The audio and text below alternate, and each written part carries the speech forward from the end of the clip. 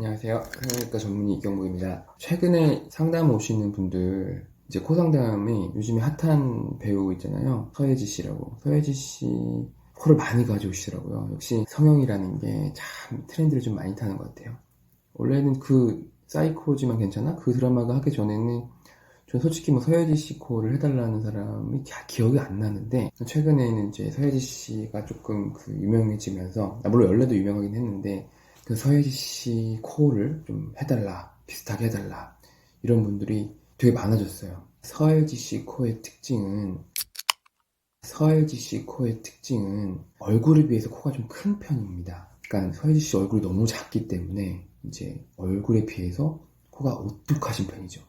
오똑하고 조금 넓은 편이에요. 콧대도 높고, 그러니까 미간이 높진 않으신데 미간 바로 아래부터 코까지가 상당히 높으시고 코 여기가 조금 넓으신 편, 그런 코예요. 근데 그거를 환자들도 잘 알아요. 그래서 콧대가 넓으신 분이었는데 상담을 할 때 이제 서예지 씨 사진을 들이밀면서 비슷하게 해달라. 근데 어쨌든 저는 뭐 서예지 씨 코도 코지만 그 환자에 맞게 해야 되기 때문에 여기서 더 이뻐지시려면은 절골도 좀 하시고 조금 오똑하게 합시다 했더니, 서예지 씨 그 코가 조금 이렇게 넓으시니까 아닙니다 원장님, 저는 서예지 씨랑 똑같이 돼야 되기 때문에 절골은 필요 없을 것 같아요, 이러시는 거예요. 그래서 많이 생각이 들었죠.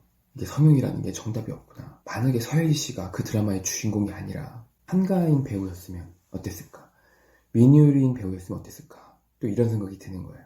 결국에는 진짜 성형이라는 거는 이런 정답이 없기 때문에 더 어려운 것 같아요. 만약에 그 드라마의 인기가 지금에 많지만 나중에 사람들의 머릿속에서 잊혀질 때, 혹은 제 개인적인 바람으로는 서예지 씨가 승승장구하길 바라지만 혹시나 서예지 씨의 인기가 떨어졌을 때는 그땐 또 어떡할 것인가, 또 이런 생각이 들더라고요. 그래서 저는 뭐 상담을 할 때는 이제 이런 얘기는 하죠. 너무 그 트렌드에만 맞추려고 하지 말고 본인이 좀 어울리는 방향으로 조금 했으면 좋겠다, 이런 말도 조금 합니다. 일단은 뭐 이건 인트로고요. 오늘 정말 하고 싶은 말은,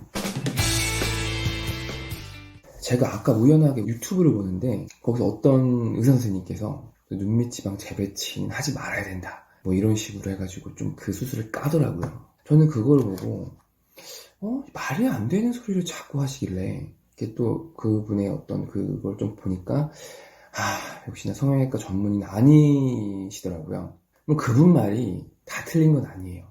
그러니까 그분 하는 말의 핵심은 뭐냐면, 뭐 눈밑 지방 재배치를 하면 다크서클이 더 심해진다, 더 휑해진다, 더 피곤해 보일 수 있다, 뭐 이런 식의 어떤 말씀을 하셨어요. 근데 물론 그분 말도 아예 틀린 건 아닙니다. 일부만 맞는 게 문제라는 거죠. 근데 그 일부를 전체인 양 해석하니까 왜 저렇게 말도 안 되는 소리를 하시는 건가? 일단은 여러분들이 여기서 생각하셔야 될 거는, 유튜브의 정보가 모두 맞진 않아요. 틀린 것도 너무 많기 때문에 실제로는 그거를 분별해가는 능력이 굉장히 필요합니다. 특히나 성형을 비롯한 의료 쪽 내용은 대부분 이제 뭐가 100% 맞다 이런 건 없습니다. 그 성형외과 피부 말고 뭐 내과나 뭐 외과, 뭐 산부인과 같은 사람 생명과 관련된 것에 대해서 유튜브를 찍으시는 그 의사 선생님들 말은 거의 다 맞아요. 왜냐면 그 내과적이나 뭐 이런 뭐 영상의학이나 어떤 진짜로 생명과 관련된 그런 의학은 거의 트렌드라는 게 없어요. 물론 논문을 써가지고 계속 그 이론이 바뀌는 경우가 있지만 그게 휙휙 바뀌진 않거든요. 그래서 대부분 그분들의 말이 맞습니다. 뭐 내시경을 얼마 만에 해야 되나, 뭐 어떤 증상이 나타나면 이를 의심해야 된다, 뭐 이런 내과적인 소견은 대부분 맞아요. 그래서 그분들의 소견은 정말로 거의 100%, 아니 100%는 좀 무섭죠. 99%는 그분들 말이 맞다고 봅니다. 하지만 피부나 성형 쪽은 저는 100%라는 말은 굉장히 무서운 것 같아요. 그분들 말, 혹은 제가 하는 말마저 100%가 아닙니다. 제가 헛소리 하는 걸 수도 있어요. 어디까지나 제가 수술하면서 느꼈던 거, 아니면 환자를 보면서 느꼈던 거를 말하고 이제 그런 거기 때문에, 물론 저랑 의견이 완전히 다르신 선생님의 말이 맞을 수도 있는 겁니다. 자, 그럼 다시 얘기로 들어가서, 그러면은 눈밑 지방 재배치는 하면 안 된다, 이 말이 왜 틀렸냐? 결국엔 그분의 말의 근거는, 그걸 하게 되면 더 피곤해 보인다.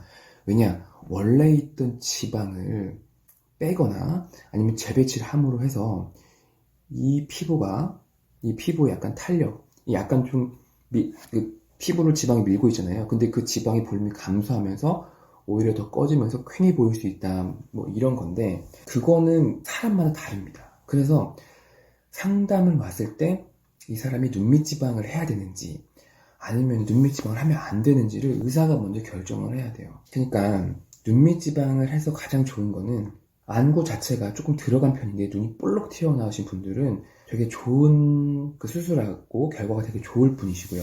근데 반대로 눈이 되게 많이 돌출형 눈인데 이 눈밑 지방이 이쪽이 볼록 튀어나온 사람들은 좀 조심해야 됩니다. 과연 그게 진짜로 눈밑 지방이 튀어나와서 생긴 건지 아니면 눈이 돌출되면서 같이 그 지방을 끌고 나온 건지도 이제 구분을 해야 되거든요. 딱 봤는데 이제 환자들이 원장님 저 눈밑 지방 재배치를 하고 싶어요 해서 딱 봤는데 정말 지방이 없고 그냥 단지 여기가 꺼져가지고 다크서클이 심한 사람들이 아 이거는 눈밑 지방 재배치를 해야 하는구나 라고 해서 오시는 분이 있어요. 근데 그런 분들은 눈밑 지방 재배치 잘못하면 오히려 더 피곤해 보이니까 그런 분들은 오히려 지방 이식을 통해서 좀 개선을 해야 합니다. 그렇기 때문에 제가 결론부터 말씀드리면 이게 눈이 약간 들어가신 분 그런데 눈밑 지방이 톡 튀어나오신 분들은 그러니까 이 아래에 있는 광대보다 이 눈밑 바로 있는 이 부위가 톡 튀어나오신 분들은 너무나 수술하기 좋은 화면 결과를 잘 보실 그런 분들입니다. 또 반대로 눈이 좀 돌출되신 분이 눈밑 지방이 톡 튀어나왔다면은 이건 조금 조심스럽게 해야 돼요. 이런 분들은 지방을 절대로 빼서는 안 되고 재배치를 하셔야 됩니다. 이게 정말로 눈밑 지방 재배치를 해서도 안 되시는 분이 있어요. 그러니까 다크서클도 심하고 눈밑 지방도 있는데 눈밑 지방이 되게 미세하게 튀어나왔어요. 그래서 이 눈밑 지방 튀어나온 거를 재배치를 해가지고 그 쑥 꺼진 그 다크서클이 있는 부위에 채워줘도 아직까지는 그 경계 부위가 해결이 안 되시는 분들은 이제 지방 이식을 해야 되거든요. 근데 그 지방 이식을 그냥 지방 이식하는 게 아니라 그 지방 자체를 굉장히 세포 단위로 쪼개서 필러처럼 만드는 그런 기술이 있어요. 필러처럼 만들어서 눈밑 지방 재배치를 하고 나서 좀 부족한 부위, 그 약간 좀 다크서클이 심한 부위에다가 피하층으로 해서 얇게 살짝 싸주면 정말로 결과가 되게 드라마틱하게 좋습니다. 이거는 동시에 할 필요는 없어요. 물론 동시에 하게 되면 좋겠지만 약간 이런 시술에 미심쩍거나 비용 문제라든지 눈밑 지방 재배치만 생각하고 오셨던 분들은 일단 눈밑 지방 재배치만 해보시고 했는데도 불구하고 얘가 꺼져 보인다. 그거는 눈밑 지방 재배치 재술해도 똑같아요. 그런 거는 어쩔 수 없이 그 꺼진 부위에다가 지방을 살짝 넣어주면 정말 이 경계 부위가 사라지면서 원하시는 모습이 될 수 있습니다. 제가 유튜브 보면서 그 약간 좀 화났던 눈밑 지방 재배치를 하면은 뭐 다크서클이 더 심해진다, 더 퀭해 보인다. 이거는 거의 80%는 거짓말이라고 보시면 됩니다. 눈밑 지방 재배치라는 게 생각보다 눈밑 지방을 많이 없애는 수술이 아니에요. 재배치를 하는 거기 때문에 뭐 그런 걱정은 전혀 하실 필요는 없고 물론 이제 수술하시는 의사 선생님 자체가 이제 박리 자체를 되게 좀 잘 못하셔가지고 막 흉터투성이로 되면은 물론 그분 말씀처럼 뭔가 조금 더 안 좋은 눈이 될 수 있겠지만 대부분의 성형외과 전문의들은 그 눈밑 지방 재배치 박리는 그냥 쉽게 하기 때문에 그런 걱정은 전혀 안 하셔도 됩니다. 그래서 다시 결론을 말씀드리면 눈밑 지방 재배치는 굉장히 좋은 수술입니다. 붓기도 별로 없고 근데 눈밑 지방을 빼는 거는 조금 뭐 의사마다 의견이 달라요. 좀 더 꺼져 보일 수도 있고 그래서 저는 사실은 뭔가 내 몸에 정상적으로 있는 걸 빼고 막 제거하고 이런 건 별로 안 좋아합니다. 근데 재배치는 빼는 게 아니에요. 그냥 정말 재배치라는 거기 때문에 뭐 그런 부작용이 거의 없어요. 지방 재배치를 하고 나서 재배치한 것으로도 부족하면은 그때 지방 이식. 근데 지방 이식 그냥 지방 이식이 아니라 약간 미세 지방 이식을 통해서 그 눈밑의 어떤 그런 꺼진 것을 해결하면은 정말 눈밑 지방 재배치는 좋은 수술이라는 거를 제가 이렇게 말씀드리고 싶고 왜 이렇게 말하는 너는 왜 수술 안 하냐 이렇게 생각하시는 분도 있는데 저도 하고 싶은데 바빠서 못하고 있어요. 사람들이 많이 묻죠. 왜 의사는 성형 안 하냐고. 저도 할 때 많은데 조금 여유가 있으면 조금 이것도 한번 제가 트라이 해보겠습니다. 근데 이제 가장 주의해야 할 거는 이렇게 눈밑 지방이 별로 없는데 그 다크서클이 심해가지고 어떤 잘 모르는 병원 가가지고 그렇게 눈밑 지방이 없는데 더 거기서 더 눈밑 지방 재배치를 해버리면은 그건 완전히 여기가 쑥 꺼져가지고 못난 눈이 되거나 피곤한 눈이 돼버리니까 의사를 잘 만나는 것도 중요한 겁니다. 그래서 다크서클이 있다고 해서 무조건 눈밑 지방 재배치를 하는 건 아닙니다. 이게 이 꼴가 아니에요. 눈밑 지방 재배치는 다크서클이 있는데 그 다크서클이 왜 생겼냐면 이 눈밑 지방이 볼록 튀어나와서 이 눈밑 지방 밑에 그 다크서클이 그 그림자 때문에 더 어두워지는 경우에 좋은 수술이고, 그걸로도 부족한 경우에는 추가적으로 지방 이식을 한다.